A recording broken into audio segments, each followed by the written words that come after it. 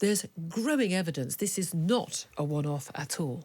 It's certainly not, and the family have been contacted as a result of the highlighting of this case by 15 other families who've either lost loved ones, so they've been killed by members of the American military driving on the wrong side of the road, or have had serious injury. And on top of that, last week alone, there were 7 cars came out of the base at Croughton on the wrong side of the road. And these are all, including 15 other families, are all related to RAF Croughton? No, they're not. They're bases across the country. So Mildenhall, a driver was killed by an American driver on the wrong side of the road. But it's a specific issue. These are American drivers used to driving on the right, obviously, who are just, despite the fact we've seen there are road signs all around RAF Croughton saying drive on the left. They're just getting into habit, just not thinking, and they're driving on the wrong side of the road. It's almost worse than that, because historically there used to be this driver training, and the Americans then declined or refused to have it.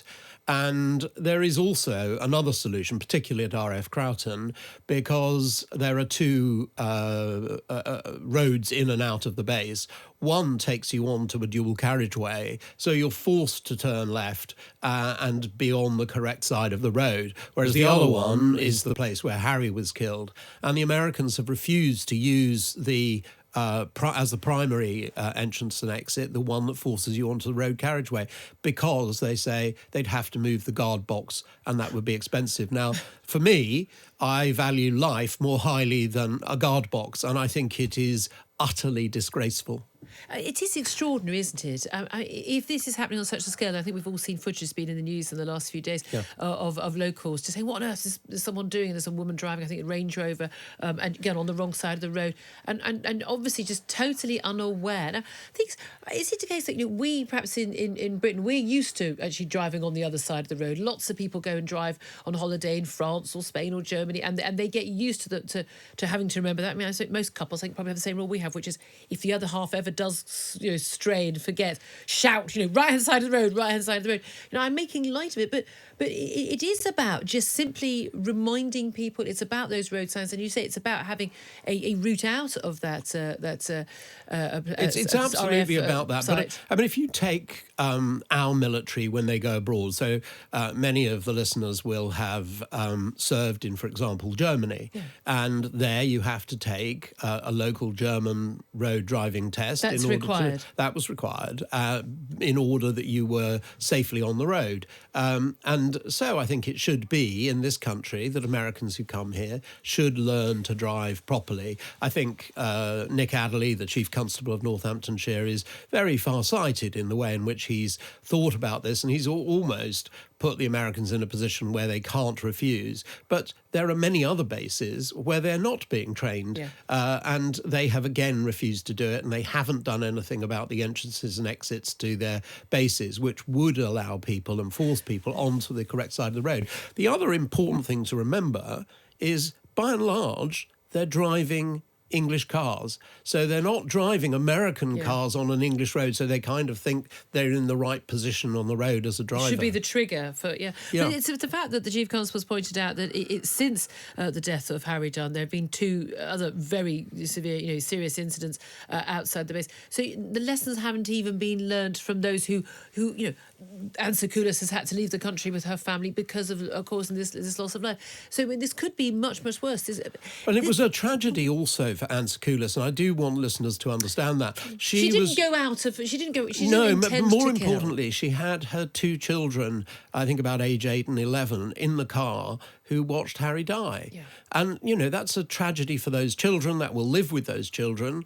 So it's a tragedy for both families. And Anne Secoulis, by fleeing justice and going abroad, really has set a precedent that unless she comes back, what we are saying is it's okay for American military personnel to come over here, drive on the wrong side of the road, kill people, seriously injure them, and then flee off to another country. That just doesn't seem to be right on any basis. No, exactly. Well, she was formally charged in December with causing Mr Dunn's death by dangerous driving. Yeah, and we're now seeking her extradition. But the Prime Minister said the chances of her returning are very low, in his words. And we know that your clients, Harry Dunn's parents, have been very unhappy about him saying that. But that is the realistic position. Well, I'm not sure it is actually, Julia. I mean, you have to look at this. So the Dunns came to see me and I said, actually, she doesn't have diplomatic immunity. It's been claimed wrongly in this particular instance. And that's one of the issues with Dominic Raab, the Foreign Secretary. Should he have allowed her to leave? Yeah, and now the Director of Public Prosecutions has had his senior international team look at this independently.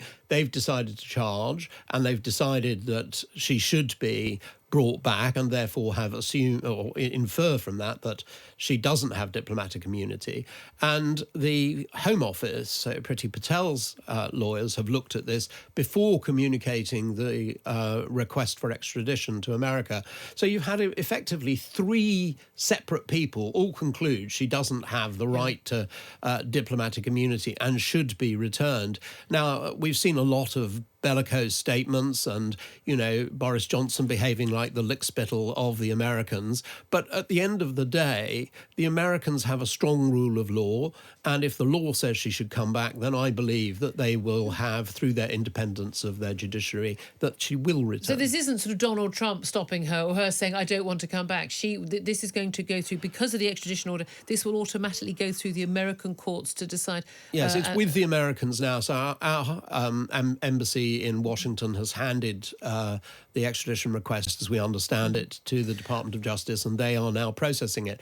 Now, in all the centuries we've had extradition arrangements with America, never once has an extradition request been turned down by them. Now, we have turned down a couple, for example, where people would have been hanged or killed or something, because we don't do that. But every other case, the Americans have always sent the person back. So the question here, is she going to be the exception? But there's no question of mistaken identity. The question is... No, she's admitted the crime. Exactly. And what about the prospect of going through the civil courts? That was being mooted earlier on, before there was the prospect of getting extradition. Yes, I've instructed lawyers in Washington, D.C. She has... everybody agrees that when she's in the United States, she doesn't have any immunity whatsoever.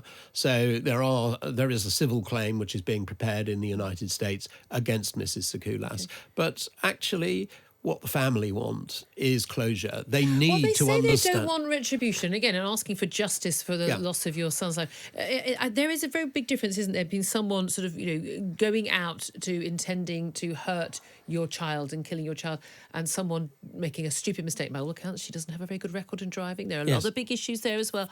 And obviously, when you've lost your child, I mean, my heart goes out to them. You're going to want to see justice.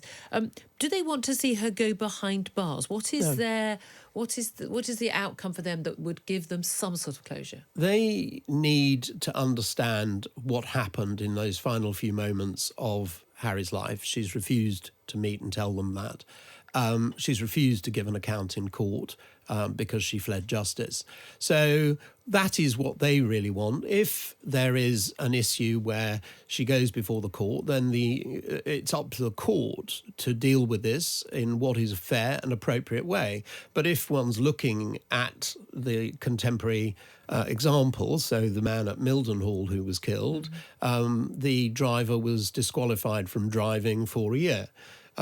For causing death by dangerous driving. So in those circumstances, that's the sort of... She could come back, face criminal justice, even get convicted, but then be able to return home to her life. Absolutely. Okay. And that it beggars belief that she doesn't just do that, which is the decent and honourable thing that anybody would do. And she herself a mother. Yeah. Mark Stevens, international lawyer at Howard Kennedy, and the Harry Dunn's family's lawyer. Thank you very much indeed for joining us.